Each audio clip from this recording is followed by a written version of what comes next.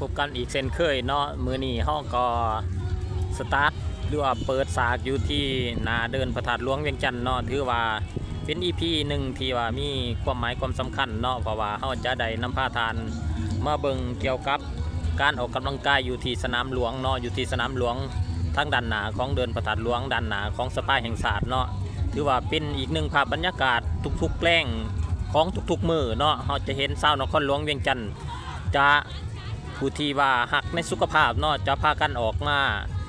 ออกกำลังกายเนาะมาย่างมาแล่นอยู่ที่สนามแห่งนี้ถือว่าในทุกๆมือบรรยากาศในแรงๆก็ถือว่ามีความคึกคืนเต็มไปด้วยผู้คนและกันหลากหลายกิจกรรมนอกจากกิจกรรมการย่างออกกำลังกายการแล่นออกกำลังกายแล้วเราจะเห็นวิถีชีวิตของพ่อค้าแม่ค้าอยู่ในนครหลวงเวียงจันทน์ที่ว่าถือเอาโอกาสดังกล่าวนำเอาสินค้ามาวางขายจับจ่ายซื้อขายด้วยกระบวนการที่มีความคึกคืนและก็หลายสิ่งหลายอย่างที่น่าสนใจในสนามหลวงแห่งนี้เอาเป็นว่าเราไปติดตามเบิ่งภาพบรรยากาศในหลายๆจุดที่ว่าทีมงานเราจะเก็บภาพและก็นำมุมมองต่างๆให้ท่านผู้ชมได้เบิ่งได้เห็นเนาะนี้เราก็จะเห็นเพิ่นมาขายน้ำเนาะก็ถือว่าจอดขายเพื่อให้บริการกับผู้ที่ว่ามาออกกำลังกายในทุกๆมื้อเนาะก็ถือว่ามีหลายสินค้าเนาะบ่ว่าจะเป็นเครื่องดื่มหรือว่ากระเล่มซาลาเปาอย่างต่างๆก็มีหลายถือว่าในทุกๆมื้อนับตั้งแต่เวลา 4 โมงเนาะหรือว่า 16 โมงเป็นต้นไปพ่อแม่ประชาชนภายในนครหลวงเวียงจันทน์ถือว่าหลังจากเลิกเวียกเลิกงานก็จะพากันนัดหมายกันมาออกกำลังกายเนาะมาย่างมาแล่นก็ถือว่าเป็นอีกหนึ่งกิจกรรมกิจวัตรประจำวันที่พวกเขาเหล่านี้มาออกกำลังกายเป็นยังจังว่าการมาออกกำลังกายอยู่สถานที่นี้จะมีความคึกคืนหลายเป็นพิเศษเนื่องจากว่าสถานที่แห่งนี้แม้นเป็นสถานที่กว้างๆเนาะถือว่ามีความสะดวกสบายในการย่างการแล่นเนาะแล้วก็การได้เห็นกิจกรรมต่างๆได้เห็นผู้คนต่างๆก็ถือว่าเป็นการเปลี่ยนบรรยากาศจากการเฮ็ดเวียกเฮ็ดงานหรือว่าเมื่อยล้าจากการเฮ็ดเวียกเฮ็ดงานก็มาผ่อนคลายโดยการออกกำลังกายต่างๆเนาะถือว่าเราจะเห็นผู้คนก็เริ่มหลายขึ้นเนาะเพราะว่าตั้งแต่ 16 โมงเป็นต้นไปผู้คนก็ทยอยมาแล้วถือว่าช่วงนี้เป็นช่วงอากาศที่ดีเนาะถือว่าเหมาะแก่การออกกำลังกายเนื่องจากว่าฝนบ่ตกเนาะอากาศก็เย็นสบายดีการออกกำลังกายก็มีความสะดวกสบายเดี๋ยวจะพาท่านผู้ชมย่างไปทางเบื้องหน้าสภาแห่งศาสตร์เนาะถือว่ามุมมองตัวนั้นก็ถือว่าเป็นอีกจุดหนึ่งที่ว่ามีความสวยงามเนาะตอนนี้ก็ตะเว้นกำลังใกล้จะตกดินเนาะเขาก็จะเห็นแสงสีทองมีความสวยงามหลายเนาะว่าเรื่องสนามหลวงหรือว่าสถานที่นี่ก็ถือว่ามีความกว้างเนาะทุกๆกิจกรรมที่สำคัญของศาสตร์เนาะเพิ่นก็จะมาจัดอยู่ในสถานที่นี้แห่งนี้ว่าจะเป็นการเดินสวนสนามหรือว่างานบุญนมัสการพระธาตุหลวงจุดนี้สถานที่นี้ก็จะเป็นบ่อนงานวางแสดงสินค้าหรือว่าผู้คนก็จะนำเอาสินค้าลงมาวางแสดงเนาะก็ถือว่าเป็นสถานที่ที่ว่าห้องรับผู้คนในการมาเที่ยวบุญนมัสการพระธาตุหลวง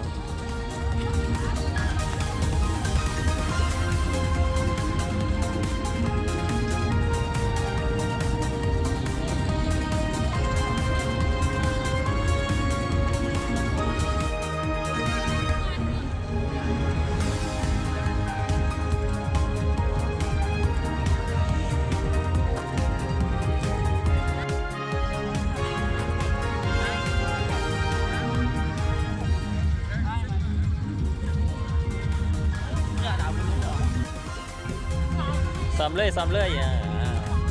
ตอนนี้เขาก็ มาเบิ่งน้องๆซ้อมบ้านเนาะก็ถือว่าอยู่ในสนามหลวงนี่แหละเพิ่นก็จะมีการซ้อม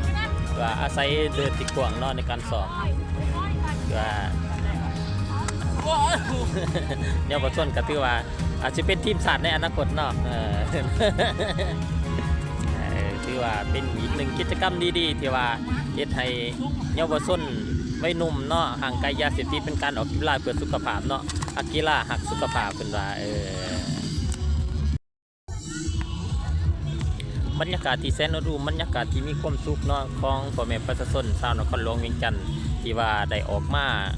เล่นกำลังกายหรือว่าออกกำลังกายเนาะถือว่าเป็นอีกหนึ่งกิจกรรมดีๆหนึ่งนอกจากจะได้มีสุขภาพที่แข็งแรงแล้วเนาะก็ยังได้พบปะหมู่คู่พบปะสมาคมเนาะ ได้เกินว่าได้สั่งความหักแพร่งสามัคคีในหมู่คณะเกินว่าได้พบปะสังสรรค์กันก็ถือว่าเป็นกิจกรรมที่ดีงามในแต่ละมือแต่ละวัน